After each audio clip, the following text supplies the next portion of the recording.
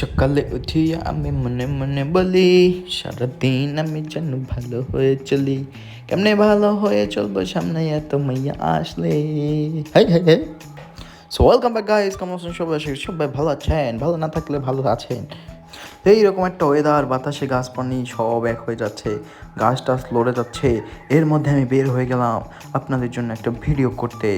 ভিডিওটা আজকে হচ্ছে একদম মাটির রাস্তায়, খোলামেলা গ্রামীণ পরিবেশ। আমি বাইক নিয়ে যাচ্ছিলাম, যেতে যেতে যেতে পূর্ণিমা রাতে দৌড় কী যে বলি, যেতে যেতে আমরা দেখতে পাচ্ছিলাম গ্রামীণ সৌন্দর্য। এই যে রাস্তার মধ্যে কিছু লোকজন, কিছু ছেলে পেলে, কিছু বাচ্চা, কিছু বুড়ো বাচ্চা খেলাধুলা করতেছে। আপনারা মনে হয় দেখতে পাচ্ছেন। এই জায়গাটা কোথায় সেটা আমি বলবো না, সেটা আপনাদেরকে বলবে গুগল মামা। গুগল মামার কাছে জিজ্ঞেস করুন। তারপর আমি যেতে যেতে সবুজের মধ্যে হারিয়ে যাচ্ছিলাম। বর্তমানে তেলের দাম 140 টাকা লিটার, কিন্তু স্থানভেদে এই লিটার হয়ে যাচ্ছে 170 টাকা। তাই কেউ যদি আপনারা বাইক কেনেন, আমার সাথে যোগাযোগ করবেন। আমার এই ভাঙ্গাচুরা বাইকটা আমি বিক্রি করব মাত্র 3 লক্ষ টাকায়। 3 লক্ষ টাকায় যদি কেউ কোনো সদীয়বান, কোনো কী জানি বলে, পরোপকারী ব্যক্তি থাকেন, আমার সাথে যোগাযোগ করবেন। আমি এই বাইকটা বিক্রি করব আমার খোলা মনে ভালোবেসে। বাইকের সাথে পাবেন, কিছুই পাবেন না, শুধু বাইকই পাবেন, একটা চাবি পাবেন, আর কিছু কাগজপত্র আছে সেগুলো পাবেন। কোনো সদয়বান ব্যক্তি যদি বাইক কিনতে চান, আমার সাথে যোগাযোগ করবেন। ধন্যবাদ।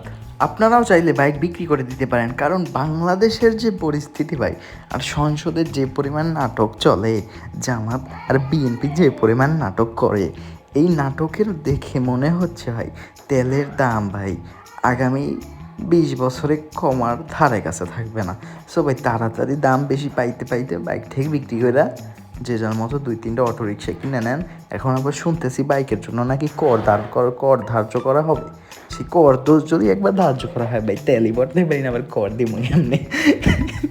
সো বলতেছি ভাই, আপনারা বাইকটাকে বিক্রি করেন, একটা রিক্সা টিক্সা কিনে ভাড়া দিয়ে দেন, প্রতিদিন ইনকাম হবে। তো যাই হোক ভাই, আজকের ওয়েদারটা কিন্তু সেরা ভাই, মাথা নষ্ট ওয়েদার। নদীতে একদম ভরা ভরা পানি, গাছপালা সম্পূর্ণ বাতাসে নড়তেছে, মানে না দেখলে বুঝতে পারবেন না ভাই। এই সিন আপনি যতক্ষণ চোখে না দেখবেন, ততক্ষণ আপনাকে বোঝানো যাবে না যে এই মুহূর্তে বাইক রাইড করে কতটা শান্তি পাওয়া যাচ্ছে। হ্যাঁ টগেশ, সাইডে যাও। তো মুরব্বী একদম খুশিতে রাস্তার পাশে বইয়ে, ওই যে দেখো বাবা রে বাবা, কি সুন্দর শিশু করতেছে, ছোট বাচ্চার মতো, আহা টুরুলা। সামনেই এক লোক মনের সুখে সাইকেল চালাচ্ছে। এই মামার সাইকেল, এই যে রাস্তার মধ্যে পদ্মা মধ্যে উইরে আসতেছে।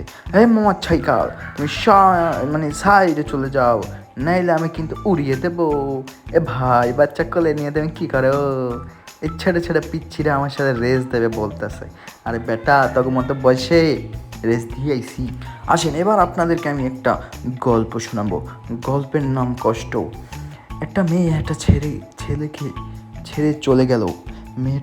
মেয়েটা বলল, তোমাকে আমার আর ভালো লাগে না। এখন ছেলেটা বলল, ভালো কিভাবে লাগবে, আমি তো ছেলেই না। আপনারা সবাই কষ্ট পাইছেন না কন? সো আমার এই সব ভিডিও যদি আপনাদের একটু ভালো লাগে, মন চাইলে একটা সাবস্ক্রাইব করতে পারেন, না চাইলে একটা লাইক টিক করতে পারেন। এই যে ভাই, তুমি একটু সাইডে যাও। এই ছেলে যেই সাইডে ছিল ওই সাইডেই থাকতে পারতো। হে ভাই, রাস্তা ক্রস করে ওই সাইডে গেছে। এই সুন্দর একটা রাস্তা, আহা কি সুন্দর একটা রাস্তা, মনে হয় যেন একদম সাজাই রেখে দিয়েছে আমার জন্য। আমি এখন একটা টান দেবো, টান দিতে দিতে এই রিক্সা এই সাইডটা নেই। এরে বাবা, এ নিয়ে কোথা থেকে আসলো? রাস্তাটা ভাই মাথা নষ্ট করা রাস্তা, একটা কড়া কড়া ভিউ, একটা কঠিন কঠিন রাইড, সেরা সেরা সেরা সেরার উপরে কি জানি বলে, সেরা দিয়ে ঘেরা। এ হে হে, এরা কারা? একদম বাতাসে তাদের ওড়না টোড়না উড়িয়ে ফেলতেছে, তারা ওড়নাই কন্ট্রোল করতে পারতেছে না। বাবা রে বাবা, এরে বাবা, এই আন্টি তো মনে চোখই সরাইতে পারতেছে না আমার দিকে। আহা লা লা লা লা। যাক, অনেক মজা হয়েছে। এবার আসি আমরা সিরিয়াস কথায়। এইটা হচ্ছে বরিশালের তালতলি।